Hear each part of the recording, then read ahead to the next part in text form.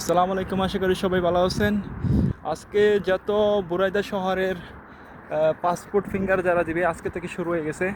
কালকে যারা আগে অ্যাপ্লাই করছে তাদেরটা আজকে, কালকে যারা ডিসেম্বরের পরে জাগর আছে সবগুলোই, আবার এই ডিসেম্বর পরে জাগর থাকবে, তারা ডেট হয় নাই, তারাও এখানে ফিঙ্গার দিতে পারবে। এই হচ্ছে পান্ডার সামনেই ও এই দিক জায়গার সামনে একবারে সিধা রাস্তাটা, একবার সিধা একবারে এই ওখানে মাজরা ইস্তারা পিছনে হচ্ছে বুরাইদা শহরে আজকে ফিঙ্গার চলতেছে। ইনশাল্লাহ কালকে যাওয়ার চেষ্টা করবো। হচ্ছে সুক মক্কা। আজকে প্রচুর লোক আছে, প্রচণ্ড পরিমাণে গেলা লোক, সিরিয়াল ধরে অনেক বেশি রয়েছে, এটাই হলো কথা।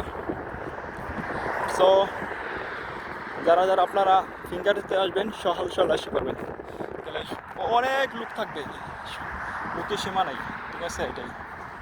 সো এই হলো বড় কথা,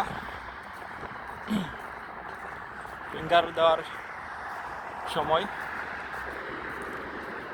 কিন্তু এটা হচ্ছে আমাদের জন্য একটা ভোগান্তি সময়, কেননা এটা প্রচণ্ড লাইনে গরমে 44-45 ডিগ্রি তাপমাত্রা সহ্য করে এখানে থাকতে হয় এই বুরাইদা শহরে। যে একটা সিরিয়াল ধরে থাকা একটা খুবই কষ্টকর, বিরক্ত থাকা। এই যেখানে মানুষ হওয়া যায় 5,000, 6,000, 7,000, 10,000, সেখানে মানুষে কেমনি এত ফিঙ্গার নিতে পারবে? সরকারে এটা সব, এটার জন্য সরকারের একটা দায়ী, এটা সরকারের ব্যর্থতা। মানুষ কত কষ্ট করে রেমিটেন্স পাঠাচ্ছে, আর সরকার এটার জন্য কোনো সলিউশন ব্যবস্থা করেনি একটা। তাই এটার জন্য আমরা সবই একটা সরকারের পক্ষ থেকে এরকম আশা করি নি আমরা। এমআরপি পাসপোর্টে, ডিজিটাল পাসপোর্টে আগে ছিল, সেটা এখন ই পাসপোর্ট বানাইছে। এর জন্য একটু খুবই একটা কষ্টকর আমাদের, বা দাঁড়াই থারে সিরিয়াল ধরে দাঁড়াই থাকা খুবই কষ্টকর এটা। সো এ দাঁড়ানো একটু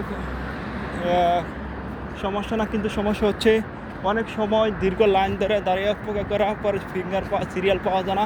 এটা হচ্ছে সমস্যা, বড় সমস্যা। সিরিয়াল পাওয়া গেলে আর কোনো সমস্যা থাকতো না, কিন্তু এটা একটা বড় সমস্যা দাঁড়াইছে।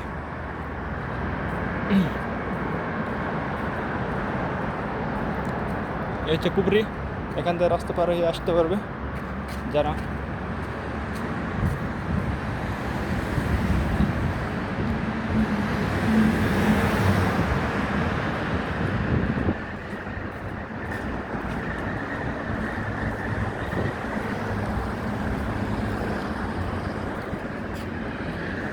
সিরিয়াল ধরে